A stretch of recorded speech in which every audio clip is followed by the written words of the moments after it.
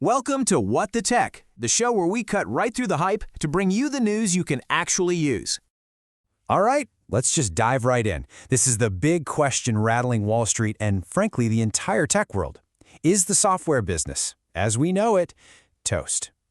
So this whole firestorm started when one single high-profile AI plugin hit the market.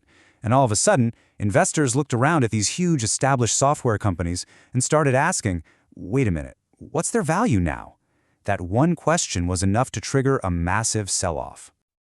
So, AI sparks a panic. Let's really get into how one little plugin could cause so much chaos. We need to understand the market's reaction. What's wild is just how fast this all went down. It was like a three-step domino effect. Step 1, boom, the AI plugin is released. Step 2, bam, investor faith is completely shaken. And step 3, the money starts moving fast. Traders started pulling capital out of software and just piling it into AI infrastructure. You have to understand, this was a panic driven by a sudden change in expectations, not by an actual overnight collapse of these businesses. Okay, so the market freaked out. We get it. But what are the people who are actually building this stuff saying? Are they buying into this whole doomsday scenario? Let's cut through the noise.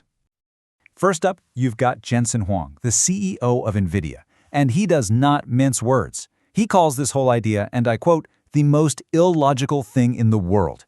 His take is simple. AI isn't here to replace software. AI is here to use software as a tool. He points to companies like ServiceNow and SAP as perfect examples of businesses that are going to do great by plugging AI into what they already do. And Sam Altman from OpenAI is kind of on the same page. He says software is definitely not dead, but it is different. And I think he really nails why the market is so jumpy. He basically says, hey, get used to this roller coaster because it's going to be volatile for a while as we all try to figure out what this new world looks like. Now check out this different angle from Zoho's founder, Srihar Vembu. He thinks the software as a service model was already in trouble. You know, an industry spending way more on sales than on actually building a great product. He says that was a bubble waiting to pop. For him, AI isn't the killer, it's just the pin. And just to bring us all back down to earth, the CEO of ARM, Rene Haas, basically calls the market reaction micro-hysteria. He's reminding everyone that when it comes to big companies actually using AI, well, we are in the very, very early innings of that ballgame. We're just not there yet. Hey, by the way, if you're getting some value out of this breakdown, do us a quick favor. Hit that like button, subscribe to What the Tech, and most importantly, let us know what you think in the comments. We really do read all of them. Okay, so the experts are pretty much all saying, everybody calm down. So what is the market getting so wrong here? Let's dig into the real story of what software actually is, because it's a lot more than just code. This, right here, is probably the most important distinction to understand. Think of AI models as incredibly powerful tools. They can do a specific task and do it really, really well. But software products? They're the whole platform. They're the whole workshop. They handle all the stuff that big companies can't live without. Integration, security, governance, you name it. An AI model by itself just can't do any of that.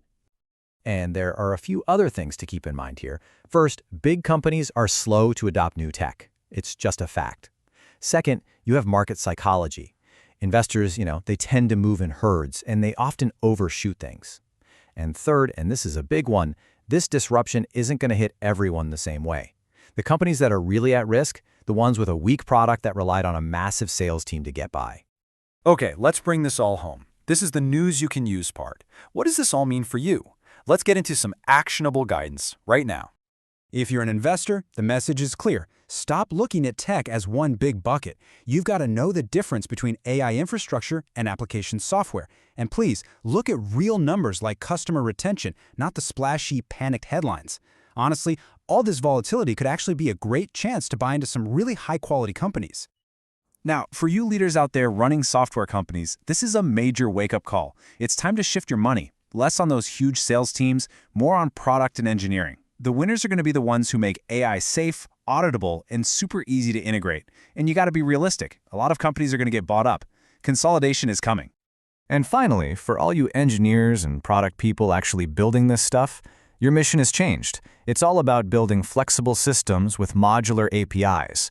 You need to make AI's black box explainable, and it's time to get really good at designing these new experiences that blend AI-generated stuff with the traditional UIs we're all used to. So where are we heading? What does the road ahead really look like? It's about evolution, not extinction.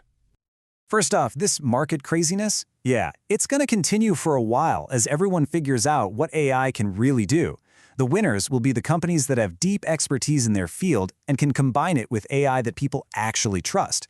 So what we're looking at here is a period of fast evolution and consolidation, definitely not a software apocalypse.